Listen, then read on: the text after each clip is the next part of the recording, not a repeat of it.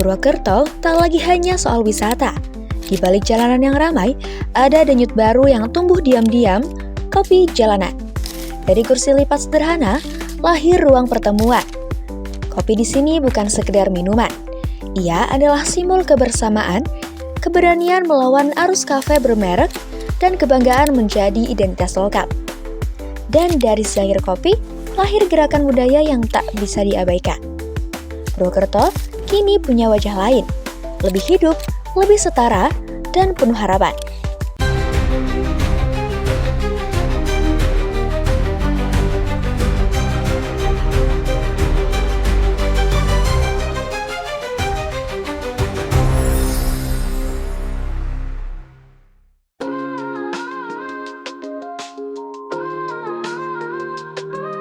Purwokerto, kota yang selama ini dikenal sebagai gerbang wisata Jawa Tengah bagian barat, kini menyimpan denyut baru yang terasa setiap malam. Saat matahari tenggelam di balik cakrawala, deretan lampu kuning hangat mulai menyala di sepanjang trotoar dan titik-titik strategis di beberapa sudut kota. Aroma kopi segar menyeruak ke udara, memancing langkah para pejalan untuk berhenti sejenak. Inilah wajah baru Purwokerto, kota yang hidup hingga larut malam berkat kedai-kedai kopi pinggir jalan.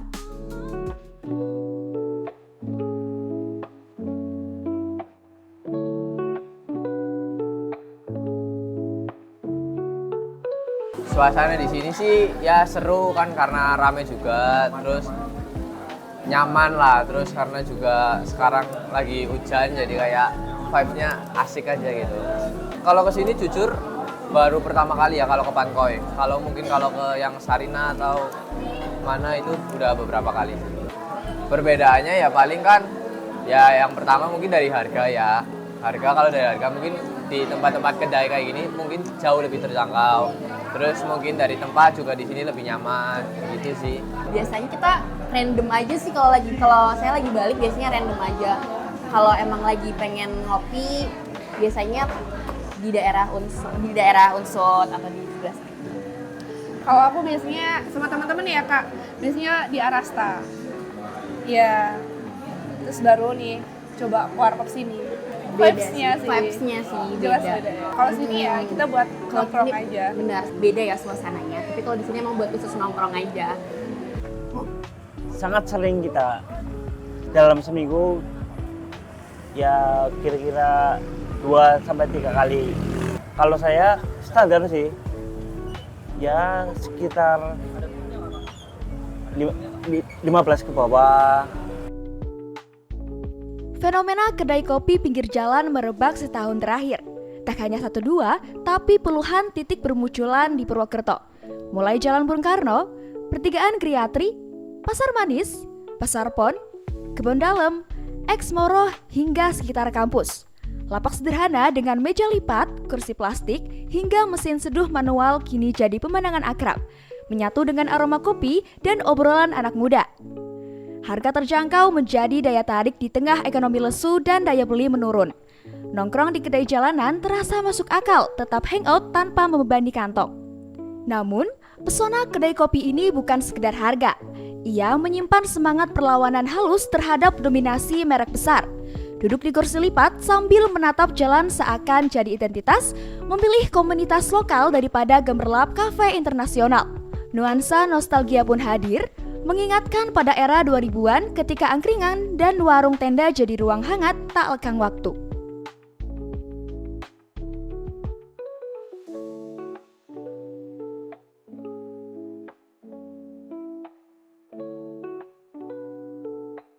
Ya main kopi, memang sering safari kopi. Kalau bahasa kami di daerah saya itu silatu kopi, sambung rasa gitu. Ya sambung rasa. Silatu kopi, jalan-jalan cari kopi gitu.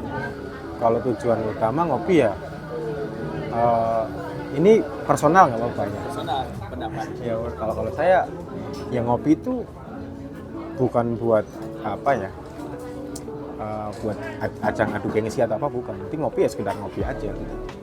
Pengen jelajah kopi Nusantara lah, nggak harus kopi-kopi yang ini loh, Indonesia punya loh kopi yang enak-enak gitu.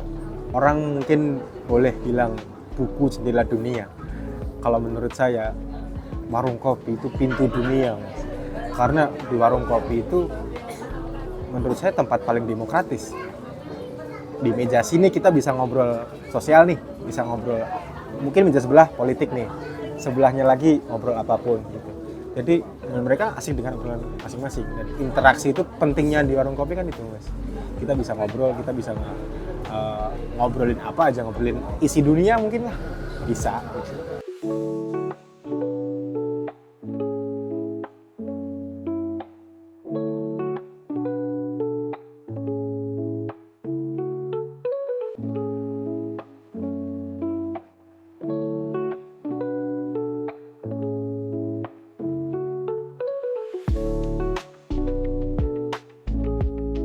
Fenomena ini juga memengaruhi ritme kota. Jalan-jalan yang dulunya sepi pada saat malam hari, kini tetap ramai. Lalu lintas kendaraan meningkat, pedagang kaki lima lain ikut kebagian rezeki, dan sektor transportasi daring mendapat pesanan tambahan. Purwokerto yang dulu tidur lebih awal, kini memiliki denyut kehidupan malam yang berbeda. Lebih ramah, lebih berbasis komunitas. Fenomena kopi pinggir jalan di Purwokerto bukan sekedar tren sementara. Ia lahir dari perpaduan kondisi ekonomi, kreativitas anak muda, dan semangat masyarakat untuk memiliki ruang bersama. Dari sudut-sudut kota, aroma kopi mengajak siapapun untuk berhenti, berbincang, dan merayakan kebersamaan.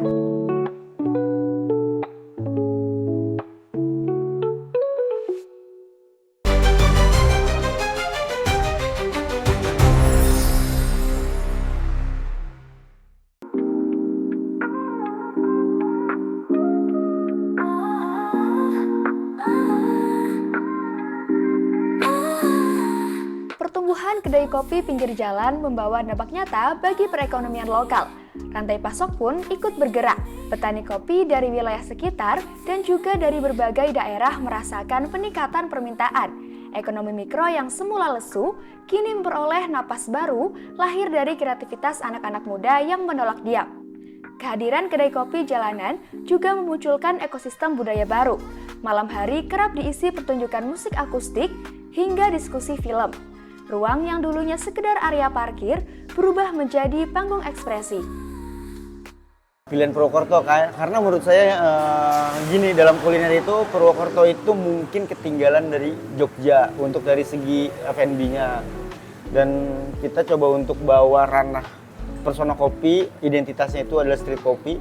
Coba kita bawa ke Purwokerto dan ternyata antusiasnya bagus juga sih di sini gitu. Udah 2 tahun ke belakang ini kopi itu kan jadi spotlight juga tuh untuk dari segi bisnisnya itu lagi naik banget. Dan ibaratnya untuk tahun ini tuh di Purwokerto sendiri itu ibaratnya bangkrut 1 tumbuh 5. Itu daya saingnya semakin ketat juga, tapi ya namanya itu kan nggak masalah juga sih. Itu tantangan besar juga sih. Kita harus lebih kreatif dan inovatif aja sih untuk lebih bersaing ya, sama dari segi kualitas juga.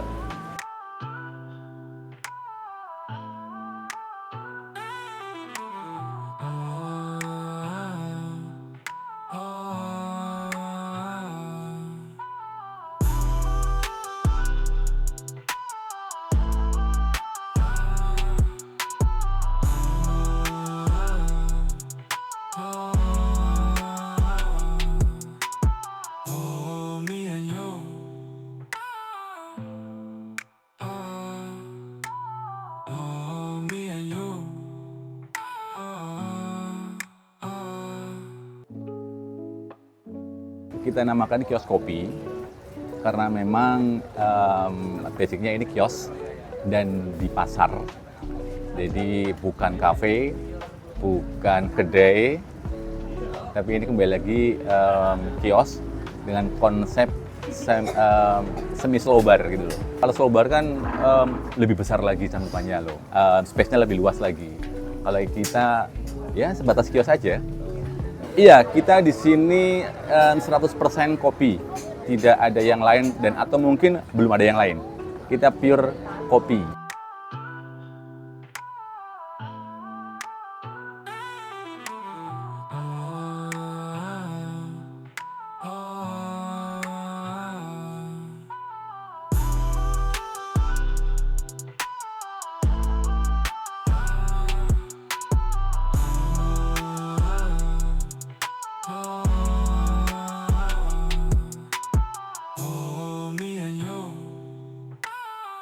Tahun yang lalu itu malahan baru ada beberapa tenda tok gitu loh. Belum kayak sekarang sudah banyak ke sana ya.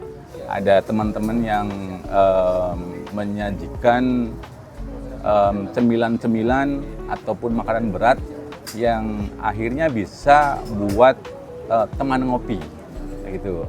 Ren harga kita mungkin, maaf pemirsa, kita mungkin murah banget ya. Kita dimulai dari Rp6.000 saja. Kopi tubruk itu kita cuma Rp6.000, sampai yang signature-nya itu Rp25.000.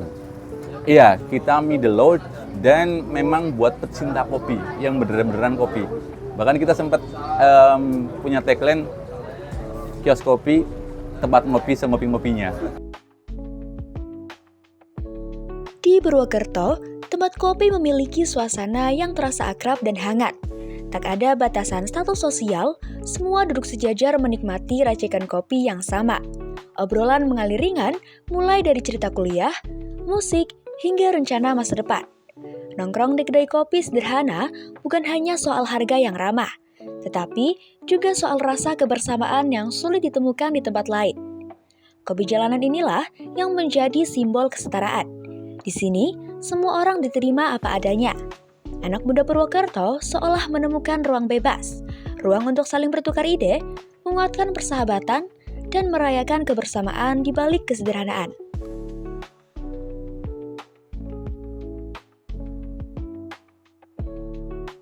Mereka kan kebanyakan menawarkan cuman Mas ya, tempat.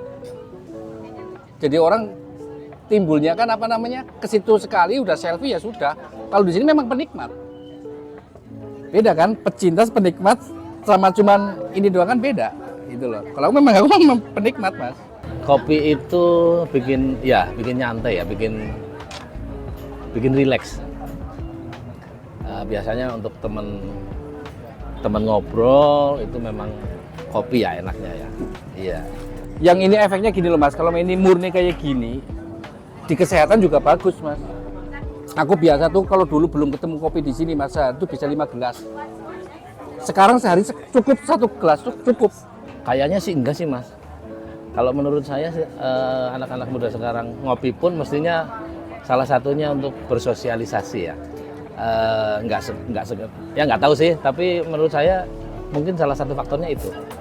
Kan ketemu teman-teman, mungkin beda sekolahan gitu kan, kita ngopi di mana gitu lah, tempat nongkrong lah. Bagus sih, daripada kegiatan yang lain, lebih baik ngopi kan. Iya gitu. Kalau aku nilai sih cuman buat FOMO aja sih Mas, buat pamer di sosmed lah biasanya kan gitu. Kan ketahuan Mas ya kan. Ketahuan dari mereka cuma paling datang sekali udah dapat gambar di situ ya sudah. Saya nggak bisa nyalain ya, tapi ya intinya kalau mereka minum kopi ya udah mereka nikmatin kopi aja. Mau mereka dibilang FOMO atau apa, buat kacamata saya itu selagi dia minum kopi yang nggak masalah juga sih. Mau biar dilihat keren atau apa, ya orang punya perspektifnya masing-masing gitu. Tapi kalau saya pribadi ngopi ya menikmati kopi aja. Sambil saya terus terang saya suka interaksi dengan orang baru. Jadi kan ketemu ada ilmu baru nih, tahu kondisi sosial gimana gitu. Namun, pertumbuhan ini juga membawa tantangan. Sampah plastik dari gelas sekali pakai menuntut solusi. Banyak kedai mulai mencoba langkah ramah lingkungan dari gelas kertas hingga tempat sampah tambahan. Semua demi menjaga keberlanjutan.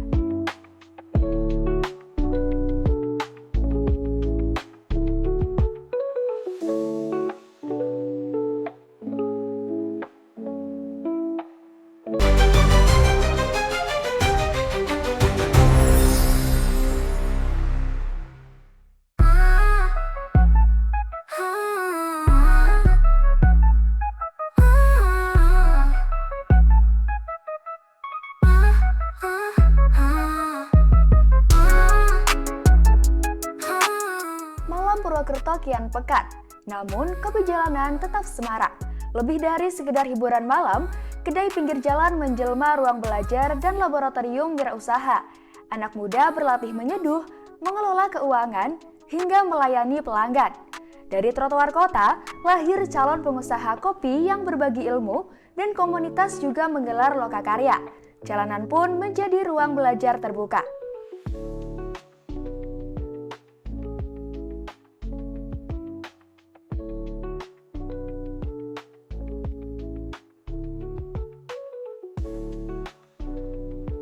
Kalau Funkoy itu setahu saya berdirinya dari tahun kemarin bulan September. Jadi udah lama setahun lah, ini udah ada setahun. Kalau kita sendiri dari awal buka tuh pasti tetap mementingin customer. Jadi kenyamanan customer tuh nomor satu di tempat kita. Terus juga kualitas bahan bakunya juga tetap dijaga, benar-benar dijaga. Kisaran harga kita mulai dari 3.000 sampai 22. Kalau kopi kita andalannya ada kopi butter sama es kopi peng. Kalau yang paling best sellernya kopi apa Mas? Best seller kopi kita panas ada di kopi butter. Kalau yang es ada kopi O sama es kopi peng. Itu es kopi susu. Di tengah arus globalisasi, kedai kopi pinggir jalan juga memupuk kebanggaan pada identitas lokal. Banyak pengusaha sengaja menonjolkan kopi Banyumas dan Dieng sebagai bahan utama memperkenalkan cita rasa Nusantara kepada pelanggan muda. Slogan "Dari tanah sendiri untuk kita sendiri" sering terpampang di papan menu. Gerakan ini menegaskan bahwa budaya kopi bukan sekedar tren impor, melainkan warisan yang diolah sesuai karakter daerah. Namun, keberlanjutan tetap menjadi tantangan. Isu sampah, kebersihan, dan ketertiban perlu diantisipasi agar semangat wirausaha tidak menimbulkan dampak negatif. Sejumlah komunitas pecinta lingkungan mulai bekerja sama dengan pemilik kedai untuk mengadakan program kopi tanpa plastik, mengganti sedotan dan gelas sekali pakai dengan bahan ramah lingkungan. Langkah-langkah kecil ini menunjukkan kesadaran kolektif bahwa pertumbuhan harus sejalan dengan kepedulian terhadap kebersihan lingkungan. Ngopi dengan harga affordable dan dapat suasana yang enak, ngumpul sama temen itu udah happy banget gitu. Jadi kalau saya pribadi sih nggak mentingin ngopi gengsi ya, karena ternyata dengan harga murah kita udah bisa ngopi enak gitu. Stresnya menghilang. Karena kan ketemu teman, terus habis itu ya ngeliat orang rame seneng aja gitu. Biasanya Ini apa nih namanya nih? Starberry Bliss. Starberry Bliss. Iya. Rasanya segar sih Mas, kopi tapi ada stroberinya, jadi cocok lah gitu, nggak terlalu asam juga. Karena kan di sini kan maksudnya walaupun tujuannya ngopi tapi banyak makanan, banyak yang jajan-jajan lain kan. Jadi seru, suasananya tuh kayak mirip-mirip Blok M lah.